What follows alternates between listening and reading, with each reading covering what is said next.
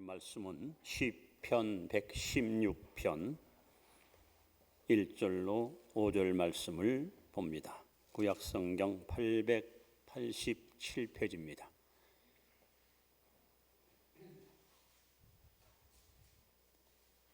시편 116편 1절로 5절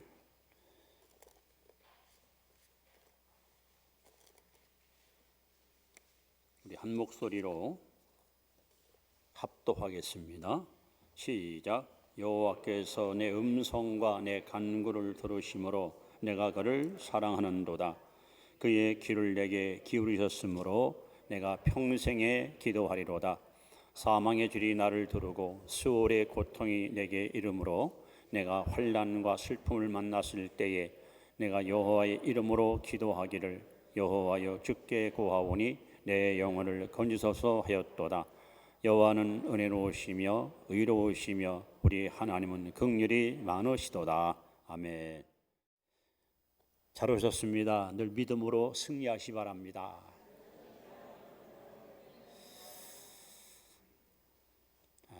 최근 기독교 언론에서 나온 한국 교회 위기라는 주제를 보면 몇 가지 특이한 사항들을 세밀하게 언급하는 것을 보게 됩니다. 그 첫 번째는 교회 학교의 사막화. 차세대 일꾼이 될 교회 학교가 한국 교회 가운데 45%가 없다고 합니다. 아이가 없다는 것은 미래가 없다는 것이죠. 그만큼 지금 심각한 위기를 한국 교회가 맞이하고 있습니다.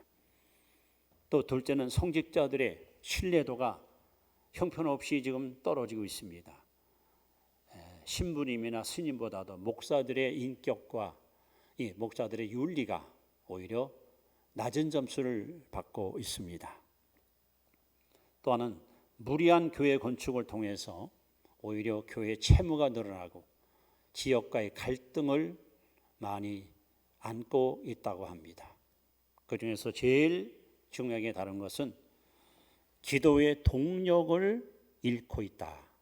그러면서 영국과 독일이 국민 2만 불 시대가 올라가면서 교회가 쇠퇴하고 교회가 점점 부흥의 불이 꺼졌다고 합니다. 그러면서 저 유럽의 교회를 지금 담고 있다.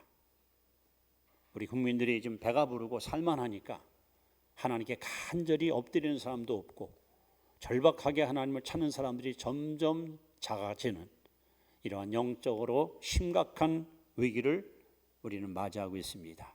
그러면서 이제 제안하기를 목회자를 소위 그 양성하는 신학교마다 기도학을 반드시 필수 과목으로 넣어서 신학생들 하여금 기도에 전심전력을 다하도록 훈련을 시켜야 된다. 이런 대안을 제시하고 있습니다. 꼭 3년 전으로 기억합니다.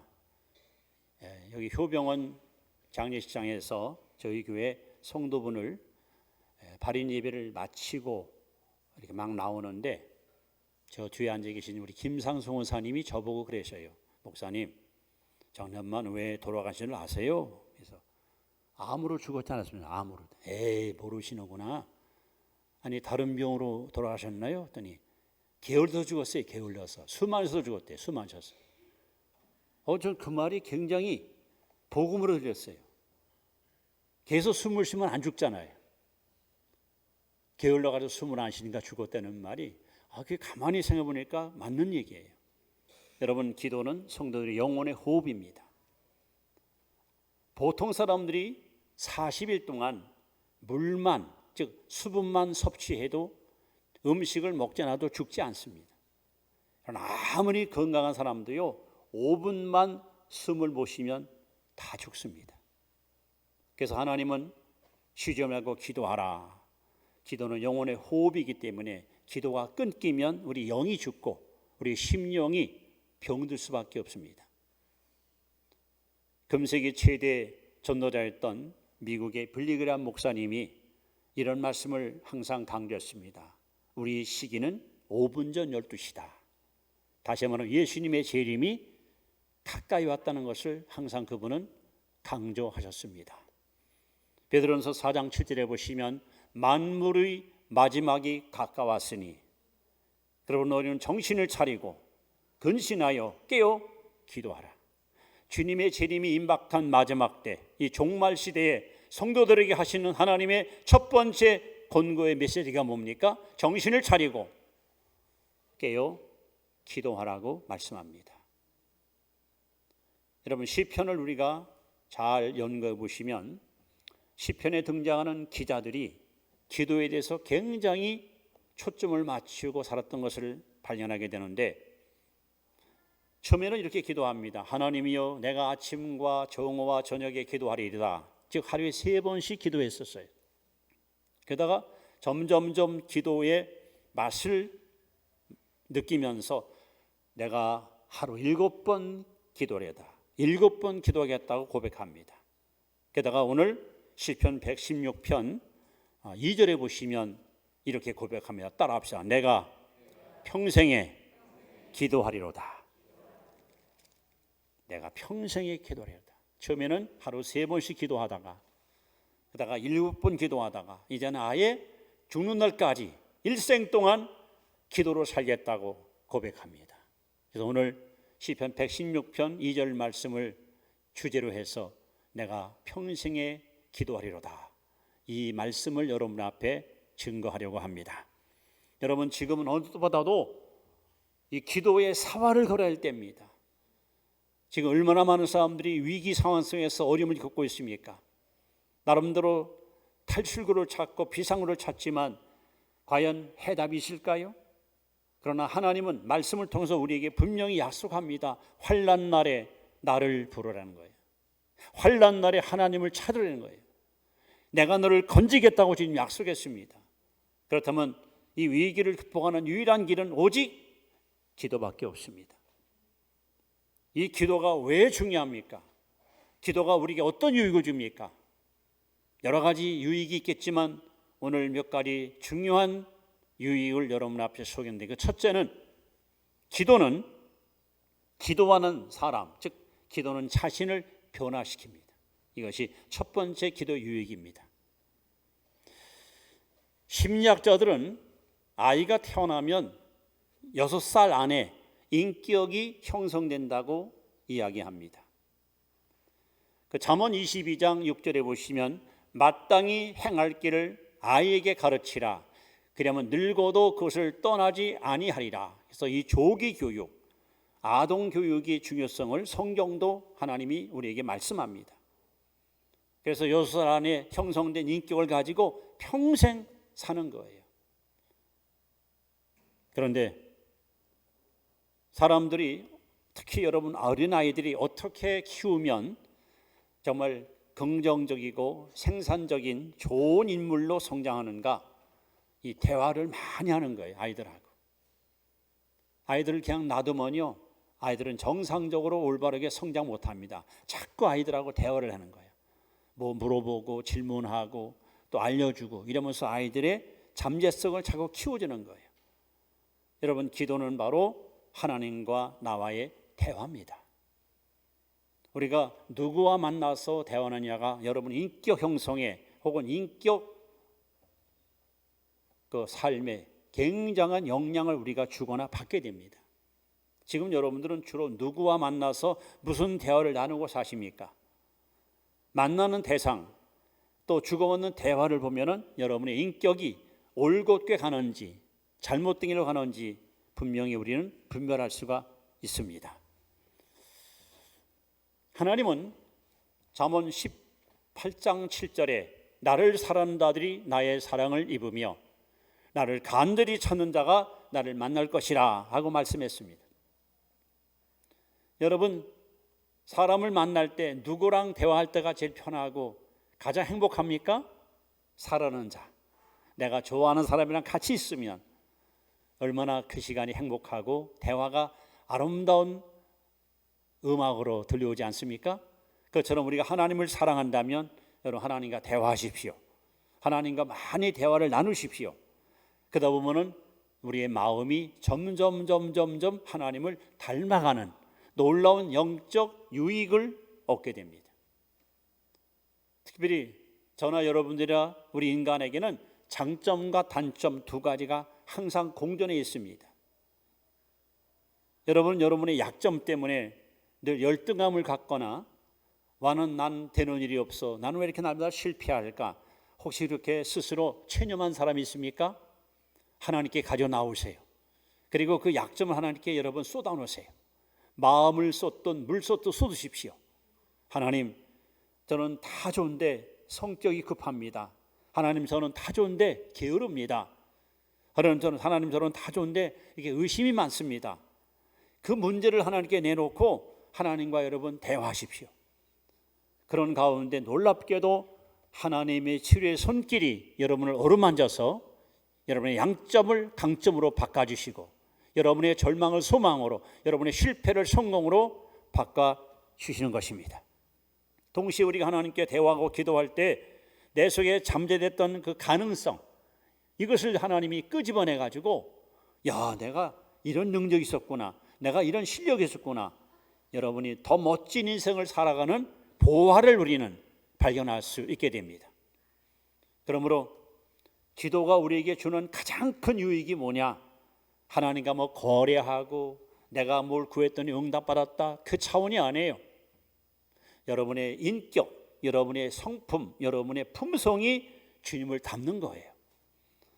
기도 생활을 계속하고 깊이 하다 보면 온유하고 겸손한 주님의 마음을 본받게 되고 내가 나를 봐도 놀랍니다. 바로 그 주인공이 저입니다. 여러분, 저를 지금 만났으니까 좋게 볼지 모르지만 저는 성격이 굉장히 날카롭고 아주 못된 기질이 있었습니다. 마치 성경에 나오는 야고보와 요한과 같이 그렇게 불같은 성격이 갖고 있었습니다. 이건 제 힘으로다간 해결할 수 없었습니다. 그것 때문에 항상 괴로웠습니다. 그것 때문에 항상 부딪히는 일이 일어나고 어디 가서 사람들한테 나쁜 영향을 줄 수밖에 없는 그런 어려운 일이 있었습니다. 그런데 기도를 통해서 이 성격이 다듬어지기 시작합니다. 날카로운 성품이, 모난 인격이 자꾸 다듬어지고 잘 연그러서 지금은 여러분 얼마나 아름답고 멋지게 변화하는지 알 수가 없습니다. 오늘 예수님께서 소위 변화산에 올라간 이야기가 성경 마태복음 17장 2절에 나오는데, 자, 한번 17장 2절을 한번 우리가 같이 읽어보도록 하겠습니다. 마태복음 17장 2절입니다.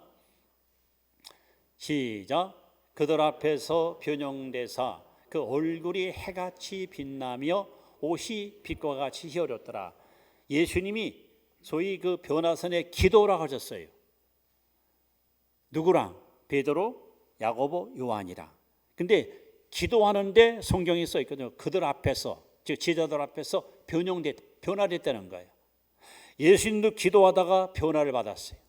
모세도 기도하는데 광채가 나요, 얼굴에서. 여러분, 기도하면 변화됩니다. 기도하면 예수님 닮아갑니다. 기도하면 여러분 주님의 성품을 본받게 됩니다.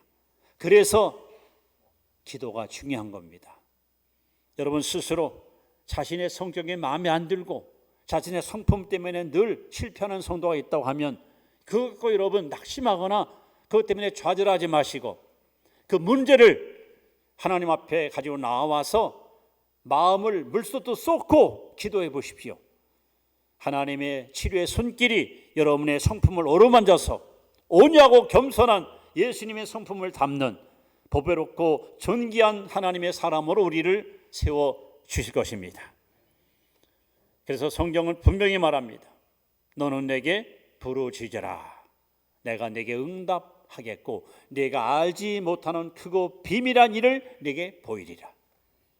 기도하면 약점이 강점으로 바뀌고 그 강점이 개발돼서 더 크고 빛난 미래를 살아갈 수 있는 영적 자원을 우리는 습득할 수가 있습니다. 그래서 기도가 뭐냐 할 때 기도란 하나님을 바라보는 거예요. 하나님을 집중적으로 바라보고 하나님을 끊임없이 바라볼 때 하나님의 형상을 점점 닮아가게 되고 결국 찬송가에 나오죠. 내 모든 소원 기도의 제목 예수님 닮기 원함이라. 그것이 기도응답의 최고의 축복의 열매입니다. 자, 자, 두 번째, 내 평생에 기도하려고 하는데 우리가 기도할 때 어떤 일이 일어납니까? 두 번째는 영적 전쟁을 승리로 이끌 수 있습니다. 여러분, 이스라엘에 3대 원수가 있었습니다. 애굽, 아말렉, 가나안 7족속. 교회에 3대 원수가 있습니다.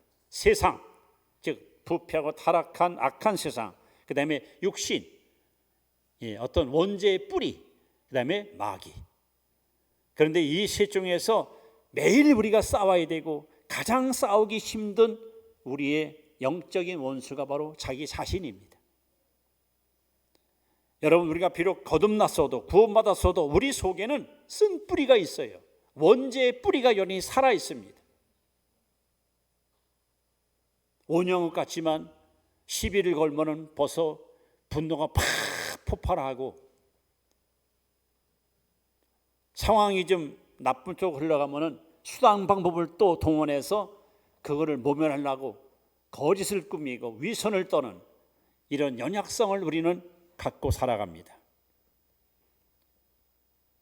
비록 우리가 구원받은 하나님의 자녀지만 우리 속에는 죄성, 타락성, 부패성, 아담이 준 그 못된 원죄의 기질이 여전히 여러분 기승을 부리고 있습니다. 이거 기도 안 하면 자꾸 여러분 독포도처럼 솟아나서 우리의 영성을 무너뜨리고 우리의 신앙을 철저하게 여러분 망가뜨립니다. 자, 성경은요 갈라디아서 5장 19절로 21절에 보시면 21절에 보면 바로 잘 나와 있습니다. 한번 우리 같이 읽어봅니다. 기도하지 않을 때 본성을 따라 살 때 우리 속에서 솟아나는 흙탕물과 같은 추악한 죄악의 여러분 뿌리가 여기 나옵니다. 자, 읽습니다.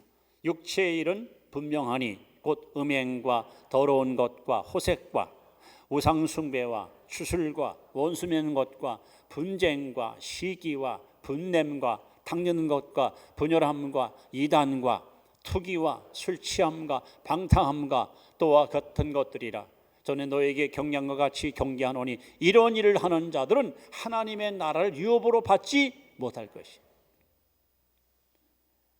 평생 예수 믿고 교회 다녔는데 하늘나라를 유업으로 받지 못하는 사람이 있습니다. 어떤 사람? 육체 욕심을 따라 살 때.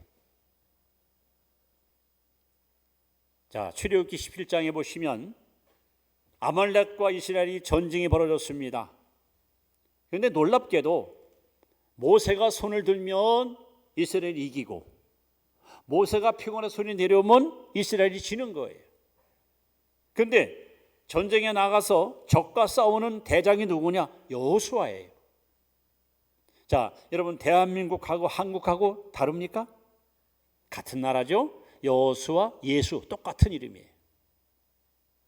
요한복음 14장 13절에 너희가 내 이름으로 구하면 내가 시행하리라. 우리가 기도하면 주님이 가서 싸우는 거예요. 우리가 가만히 있으면 주님은 아무것도 안 하셔요. 그러므로 이 영적 싸움에서 우리가 승리하려면 내가 이기려고 여러분 아무리 몸부림쳐봐도 안 됩니다. 이게 능으로 힘으로 안 됩니다. 기도하면 주님이 이기게 하십니다. 주님이 대신 싸워주시는 거예요. 그래서 모세가 나이가 많잖아요. 몸이 피곤하잖아요. 언제까지 손 들고 있을 수는 없어요. 그때 아론과 훌이 와서 모세를 바위에 앉혀놓고 양쪽에서 손을 꽉 잡아줘요. 믿음의 기도의 동지가 필요한 거예요. 그리고 출애굽기 17장 11절 말씀을 한번 보십시오. 이 전쟁에서 이기고 지는 것이 뭐에 달렸는가? 자, 읽습니다. 시작. 모세가 손을 들면 이스라엘이 이기고 손을 내리면 아말렉이 이기더니. 보십시오. 우리가 기도하면 영성이 살아나고 여러분 기도 안 하면 육성이 살아나는 거예요. 기도하면 여러분 성령 충만해서 모든 걸 이길 수 있는 능력 있는 신자가 되지만 기도가 끊어지면 여러분 육성, 육체의 욕망이 끌어올라서 영성을 파괴하고 우리의 신앙을 철저하게 무너뜨립니다. 그러므로 영적 싸움에서 승리하는 비결은 오직 하나밖에 없어요. 기도입니다. 피곤해도 기도하십시오. 힘들어도 기도하십시오. 어려워도 엎드려 기도하십시오. 그래서 모세가 손을 들고 있을 동안에 이 전쟁에서 영원한 승리를 하나님이 주시면서 따라합시다. 여호와 니시. 우리 성덕계 성도 여러분들은 매일같이 기도로 영적 싸움에서 승리하여 승리의 깃발을 흔들고 사는 승리의 주인공이 되시기를 주의 이름으로 축원합니다. 예수님은 이 땅에 오셔서 정말 식사할 겨를도 없이 너무 바쁘게 너무 분주하게 사역을 하셨습니다. 하루 종일 병 고치고 귀신 쫓고 말씀 전하고 그리고 지친 몸을 이끌고 제자들을 집으로 보낸 다음에 저녁이 되면 들에 가서 엎드립니다. 산에 가서 엎드립니다.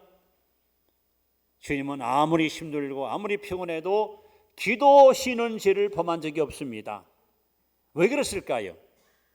사도행전 10장 38절에 해답이 나옵니다. 하나님이 나사렛 예수에게 성령과 능력을 기름 부으심에 저가 돌아다니시며 착한 일을 행하시고 마귀에 누린 모든 자들을 고치셨으니 이 하나님이 저와 함께 하십니다. 예수님은 비결을 알았어요. 엎드려야 하나님께 기도해야 능력을 권능을 하나님이 부어준단 말입니다. 그 하나님이 부어주는 영적인 파워, 영적인 능력을 가지고 주님은 한 번도 실패한 적이 없습니다. 영적 싸움에서 물러간 적이 없습니다. 그리고 주님은 우리에게 오늘 말씀합니다. 나를 따르라. 내게 와서 배우라. 나와 같이 하라는 거죠. 여러분, 우리는 천국 가는 그날까지 육체의 소욕과 싸워야 됩니다. 조금만 여러분들이 기도 생활 게을러지면요, 이 속에서 별것이 다 기어올라와요. 욕심, 질투, 원망, 불평, 짜증. 기도가 잠잠해지면 이 못된 기질이 올라와서 여러분들을 막 흔들고 요동치고 점점 하나님과 멀어지도록 그렇게 방해 역할을 받게 됩니다. 그러나 기도줄 붙들고 하나님께 매달리면 여러분의 마음의 평안함이 항상 유지되게, 그리고 주의 음성이 명확히 들려오게 되고 그 주님과 함께 한 걸음 걸어가는 발걸음마다 여러분 콧노래가 나오고 찬양이 흘러나오는 성령 충만한 주인공이 될 수 있습니다. 영적인 싸움에서 승자되기 원하십니까? 그렇다면 여러분 모세처럼 손을 내리지 말고 기도의 손을 번쩍 드십시오. 하나님이 여러분의 기도를 들으시고 여러분을 승리의 주인공으로 세워주실 것입니다. 세 번째, 평생에 기도할 때 오는 유익이 뭘까? 그것은 바로 하나님께 기도는 영향을 끼칩니다. 하나님 영향을 끼칩니다. 여러분, 오늘날 우리나라의 각 분야에서 영향력을 끼치는 사람들이 참 많습니다. 그 중에서 아마 여러분들이 많이 들었을 거예요. 7명으로 구성된 소위 그 보이그룹 BTS라는 이 젊은이들이 말이죠. 지금 얼마나 선한 영향을 전 세계에 끼칩니까?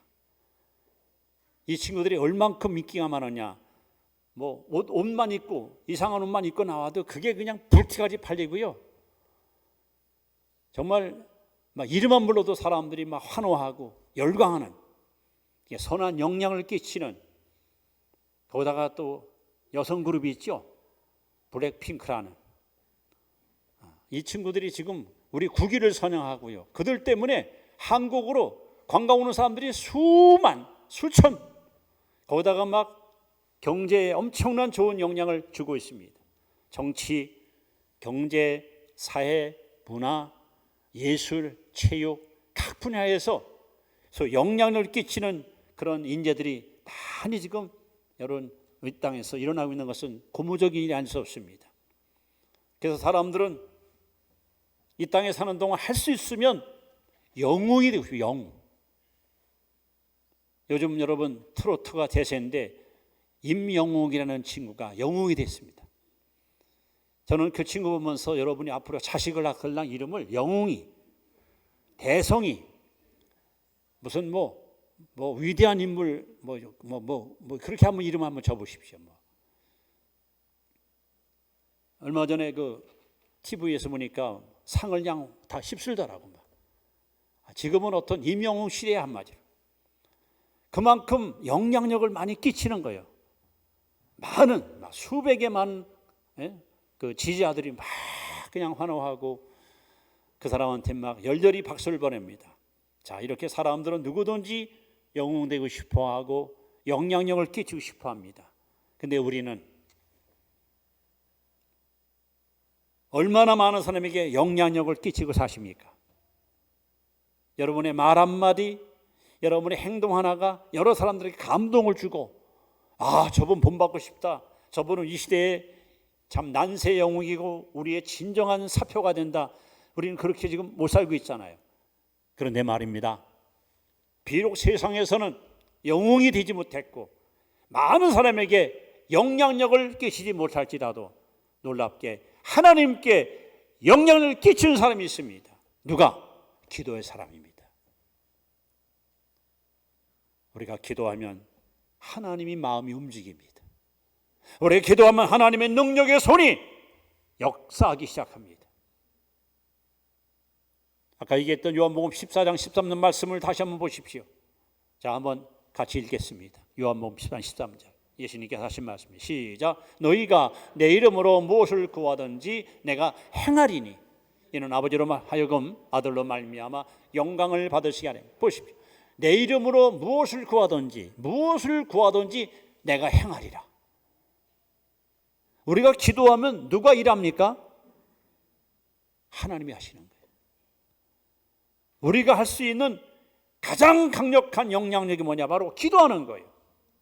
그래서 하나님은 성경에 수없이 이렇게 말씀을, 나는 아브라함의 하나님이요 이삭의 하나님이요 야곱의 하나님이라. 이 세 사람을 계속 주님이 언급하거든요. 이들의 공통점 뭡니까? 그들은 다 기도하는 사람이었어요. 그들은 다 기도를 통해 하나님께 영향을 끼쳤어요. 하나님 마음을 움직였습니다.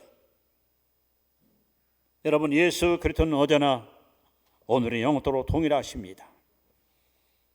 저는 구약성경 열왕기상 22장을 보면서요 깜짝 놀랐습니다. 이스라엘 역사의 가장 악한 왕이 아합 왕입니다. 가장 악독한 왕이에요. 못된 짓 많이 했습니다. 일일이 표현할 수 없을 만큼 정말 사악한 임금입니다. 그때에 미가야라는 선지자가 있었습니다. 물론 엘리야도 있었고 엘리야도 있었습니다. 미가야. 약 400명의 선지자들이 왕한테 가서 그냥 아부를 떠는 거예요. 왕이 이번에 내가 전쟁을 나가는데 이 전쟁에서 이기겠느냐 하면 패하가는 것은 절대 실패가 없습니다. 이번에도 이깁니다. 반드시 이길 겁니다. 아, 그렇지. 아, 고맙소. 나와서 기도해 주니 내가 힘이 되는구려. 근데 그 미가야는 패하 나가지 마십시오. 집니다. 이 아방이 제일 미워하는 사람이 미가야라는 선지자예요. 옳은 말은 안 해. 아부를 안 떨어요. 너무 하나님 앞에 정직하고 의로운 선지자가 바로 미가야입니다. 그런데 미가야가 하나님 앞에 기도합니다. 아방을 하나님 이대로 두시겠습니까? 저 사람이 살아있는 동안 이 땅의 악은 점점 번성할 것이고 백성들은 피폐해지고 경제는 거덜나고 국민들은 희망과 꿈을 잃어버립니다. 하나님께서 그 기도를 들으시고 때가 됐다. 내가 아합을 죽여야겠다.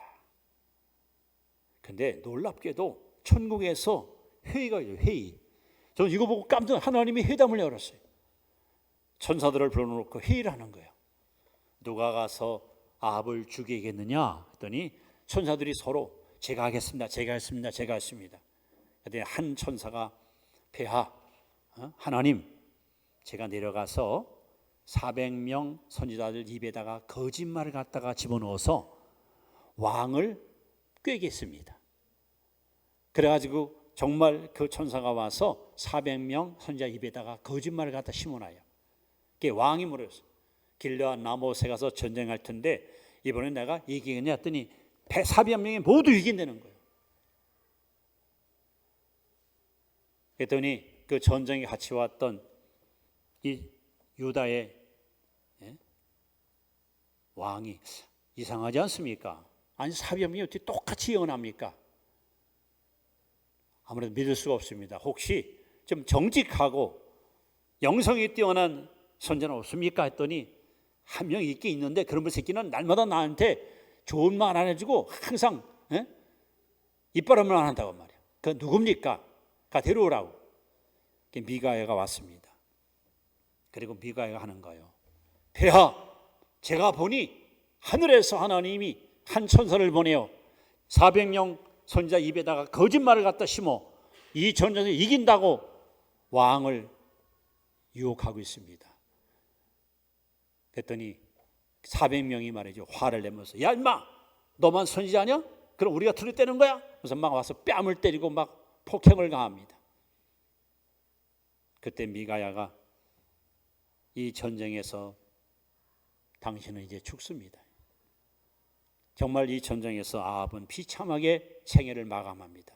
저는 이 광경을 보면서 우리가 하나님께 기도하니까 이 기도가 상달됐을 거 아니에요. 그러니까 하나님이 그걸 접수해가지고 회의를 열어, 회의.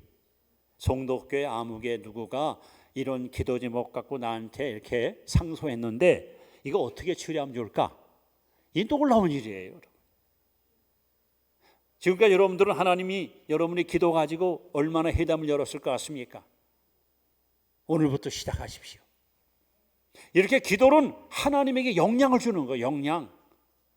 우리는 이 땅에서 블랙핑크나 BTS처럼 그렇게 많은 영향을 끼치는 인기 있는 연예인이나 훌륭한 어떤 인물을 못 될지라도 하나님을 감동시킬 수 있는, 하나님께 영향을 끼칠 수 있는 기도의 사람은 될 수 있지 않습니까?